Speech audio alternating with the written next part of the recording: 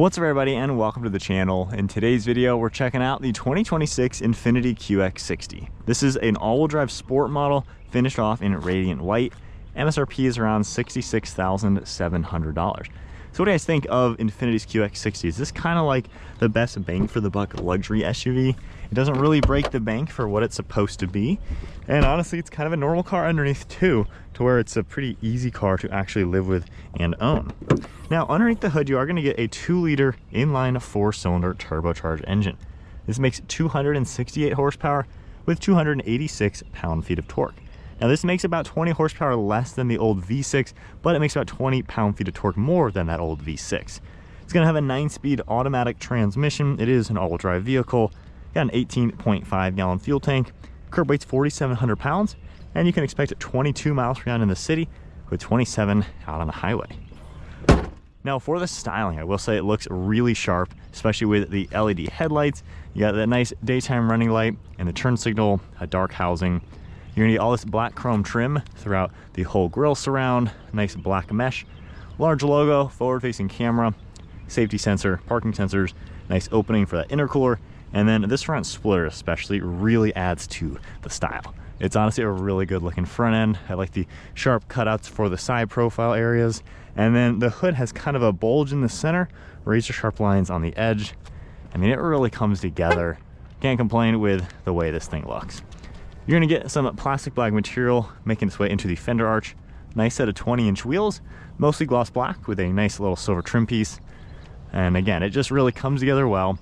You're gonna see some sharp lines throughout the door panels, gloss black for the mirror caps with a turn signal and camera, body colored handles, and then this dark trim on the top and bottom have a cool little cutout to it as well. All blacked out throughout the windows, and then the black roof with a panoramic sunroof. Some more dark trim down below. And then the side profile, it's got a really good profile with good proportions. Again, it's not the biggest 3-row out there, so it's not like jumbo, like a jumbo SUV would be. So really nice layout. In back, you're gonna see the nice design for those LED taillights, a black trim piece connecting them, integrated spoiler up above. And then all of our badging is finished in that black chrome color. Got a little bit of the plastic black down below, parking sensors as well. Nice clean lines throughout the whole rear end. So again, not a bad line on this exterior, really cool looking. Next to the backup camera is going to be a small button we can tap, and we have our full power liftgate. And then for cargo space, it's pretty roomy in here, especially with everything folded flat. You can see how nice that is. Lots of room for cargo, whether the seats are down or even with the second row in use, you still have a really large area. Now for the third row, we have these straps you can easily pull. All the seats are manual, which honestly does make it super easy. And then from here, we even have the recline angle, which is rather large. So nice to see that. We have adjustable headrests as well that'll pop upwards when needed. And then with the trunk area, even with the third row in use, you still have a useful area. And what I like, underneath the floor, we have a huge cargo bin. To fold these down, you just take this recline lever, pull it all the way forward, and of course, pop those headrests down. But pretty simple to use, and honestly, manual sometimes is easier. And then as far as the interior goes, we have the nice blue synthetic leather style material. You get flat folding seats. You can pull that recline and pop this back up. You're gonna get a button back here to get this seat out of the way. And we have 2 seats back here. Little cargo bin in the center. There's one USB plug on the far side. And then pulling this all the way back. Still decent enough, honestly, for 5'11" to sit here. Got an air vent up here. Cup holders as well. It's actually not bad. Obviously these seats are low, so my knees are in my chest a little bit, but relatively comfortable for a, kind of small back seat. One touch, getting that out of the way, and then I can easily climb back out. Now for the second row, we have a bar as well where we can adjust that slide and then recline angle as well. You're going to see the captain's chair design with these armrests that'll fold down. We have a center console with storage. You can also remove it by popping this panel off in the front. There's going to be climate controls. You have our heated seat button, and then we have different plugs, there's storage, and then door panel even gets a nice sunshade. We have all this soft touch in black and blue, all this silver trim, as well as this wood color style. And then hopping inside, sitting here with the driver's seat at my height, I have plenty of leg room. Seat's pretty comfortable, recline angle's good. Air vents are up there, good headroom as well. I do feel a little tall in here. I wouldn't mind the seat sinking a little lower, but overall it's, you know, plenty good for an adult. With a rear-facing car seat, I have this slid all the way back and kind of an average recline. It's not all the way back. This seat is still functional. So I've seen 3-row jumbo SUVs that seat gets cramped. This is useful for people. Even that seat's still useful. So this really is probably one of the better family cars. Honestly, if I were getting a 3-row, this and a Nissan Pathfinder, which are kind of sibling vehicles, would be on my top pick.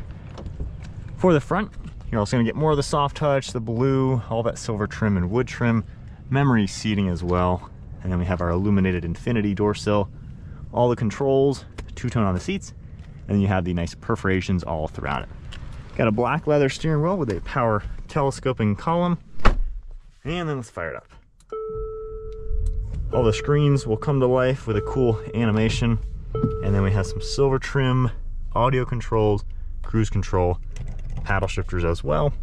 Windshield wipers on the right side, headlights and turn signals on the left. Now, for the center, we have all sorts of info that will pop up, like what we've seen on pretty much all the Nissans and Infinitis.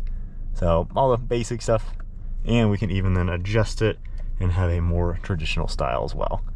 So nice and simple screen. We have our steering intervention. We also have power tailgate, some nice trim, the wood, and then a soft touch dashboard as well. Now for all this, we have more of the blue. That wood makes its way from the door to the dash. There's contrast stitching, and then this is all soft touch as well.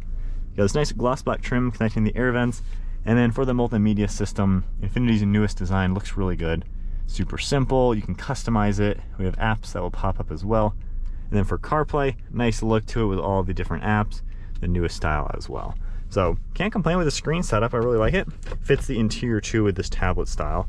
We have a backup camera popping up with all the different guidelines you can make your adjustments to, HD graphics, and then nice top-down view. Back into P. We also have a rotary dial down here, which we can go through all the different icons. So pretty simple to see everything, and you'll always have to rely on touchscreen.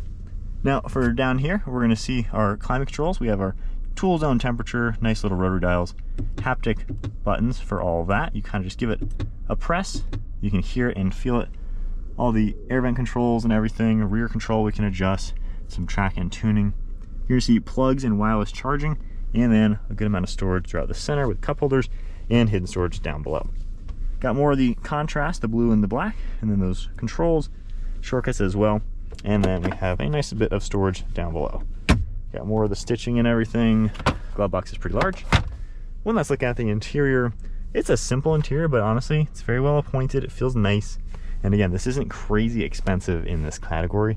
So again, it feels really nice for the price. Nice large sunroof, all those controls, dome lights, small sunglass holder, and garage door buttons underneath the mirror. All right, so setting off now in the QX60. So the 4-cylinder turbo engine, kind of interesting how the Nissan Pathfinder, which is technically the baby version of this given the Nissan versus the Infiniti, has the old V6. This one, no more V6, which is kind of odd. However, we're down a little bit of horsepower, but up a bit of torque. So is this a downgrade of an engine? That's probably the biggest difference that, I don't know, it's kind of interesting to me from the Nissan to this one when they all used to have the V6s.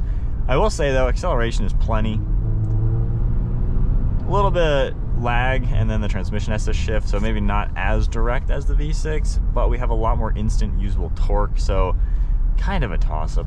Normal driving though, I will say it's pretty comfortable. The seat's really nice. You have a really good view out of this car. No blind spots. I mean, just an easy car to drive. The seating position is really good. I got in a nice position. The mirrors all work really well. Everything is a soft touch. It's a nice interior. And again, for the price point, it doesn't really break the bank. It's a really pleasant place to be. Ride quality is very smooth, even taking turns. You have a good weighted steering feel to where it actually feels mechanical. It's not just an electronic economy car steering. Really nice steering feel. You know, it's just a smooth, nice car to drive, honestly. Transmission's pretty smooth, normal driving.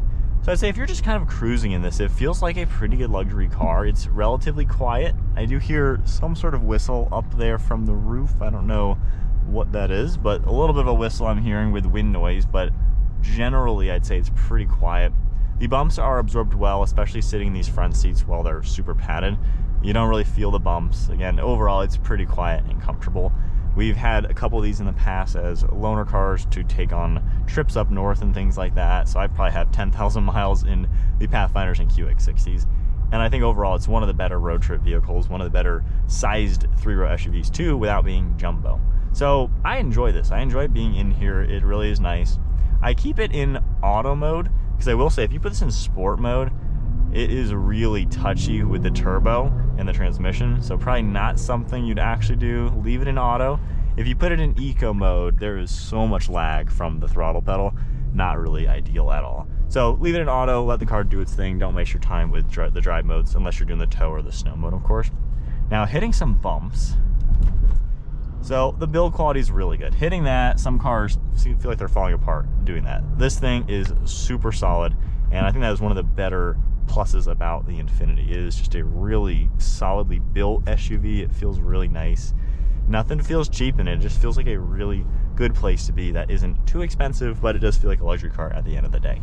So I don't have many driving complaints, just I don't know if I like the 4-cylinder or a V6 better.